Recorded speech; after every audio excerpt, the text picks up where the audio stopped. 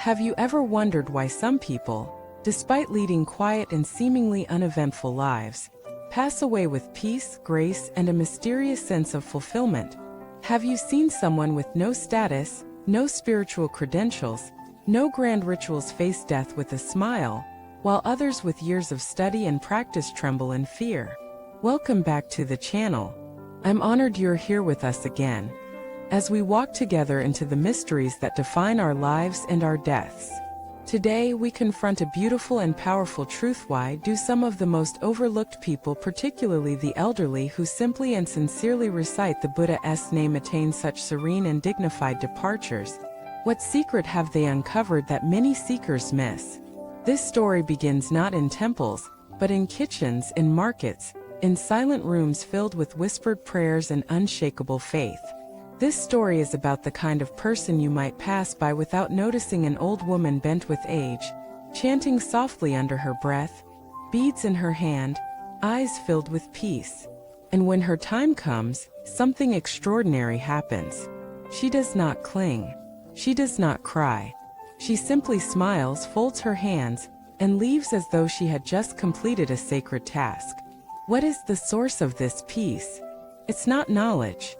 It's not philosophy. It's not even years of outward discipline. It's something simpler, deeper, and more radical: purity of heart. Let us begin with a real story. In a small rural village, there lived a woman named Lianhua. She had never been to school, never learned to read, never left her province.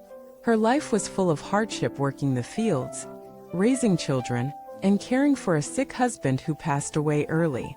But every morning, without fail, she would light incense at her small altar and recite the name of Amitabha Buddha. Namo Amichuofo, Namo Amichuofo. She didn't understand the scriptures. She didn't have a teacher. All she had was sincerity, and she recited like her life depended on it, because in her mind it did. As she grew older, her children moved to the city. Neighbors helped when they could, and still she chanted. People asked her why she didn't watch TV or go socialize more. She smiled and said, "I'm preparing to go home." Then one morning at the age of 86, she sat up in bed, fixed her hair, put on a clean robe, and called her neighbor. "Come," she said, "sit with me. It's time." She closed her eyes, recited the name of the Buddha 3 more times, and took her last breath. Her body was soft.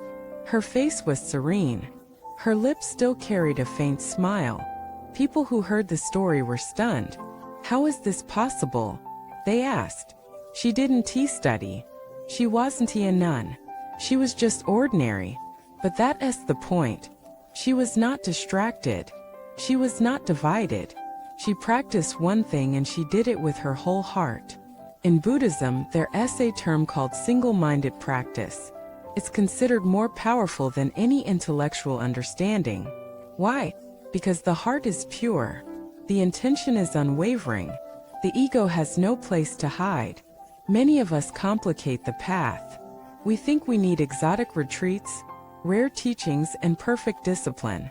But the old woman in the village shows us a different truth. Clarity doesn't come from complexity. It comes from devotion. There's a saying, "The one who knows the path may walk slowly.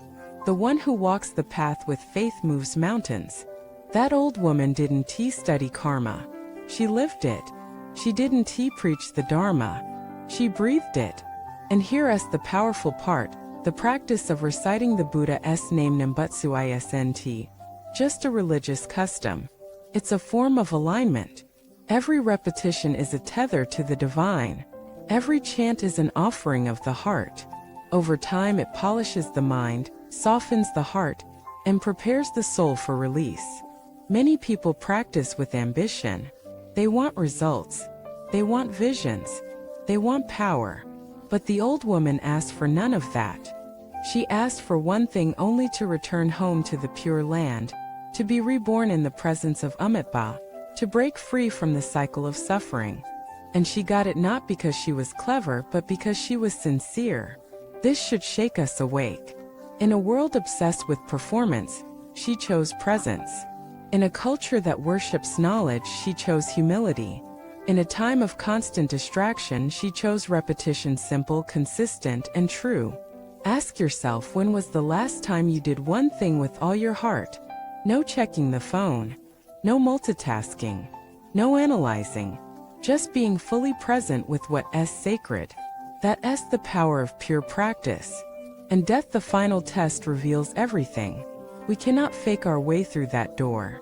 We take with us only what we've truly cultivated. The old woman wasn't preparing just for death. She was living every day in alignment with her end. That's why her departure was so graceful, because she had already let go of this world long before her body did. So what can we learn from her? First, spiritual depth is not measured by your words. It's measured by your focus. Second, underestimate the power of simplicity. A single mantra, repeated with sincerity, can cleanse lifetimes of confusion. Third, make peace your daily priority, not just a hope for the future. Fourth, remember that real preparation for death is not a last-minute sprint. It's a lifelong devotion. You might be wondering, but what if I've wasted years? What if I haven't practiced like that? Then start now. Right now. You don't need to be perfect. You just need to be sincere.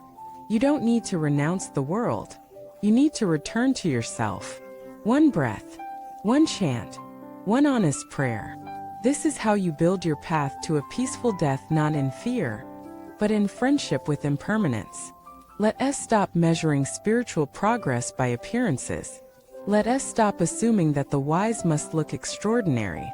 Let us honor the hidden sages, the old women, the quiet men, the unseen devotees who walk with the sacred every single day, without needing recognition. They are the ones who teach us how to live, and more importantly, how to leave. The next time you hear someone chant the Buddha's name, listen deeply. You might be hearing more than sound. You might be hearing the vibration of a soul returning home. Thank you for sharing this time with me. If this story moved you, please leave a comment below. Share your own experience with loss, with devotion, or with someone whose quiet practice changed your life. Don't forget to like, subscribe, and stay connected as we continue to share teachings that bring clarity, courage, and compassion to the human journey. Until next time, may your heart be sincere, your path be clear, and your final breath be filled with peace. Thank you for watching this video.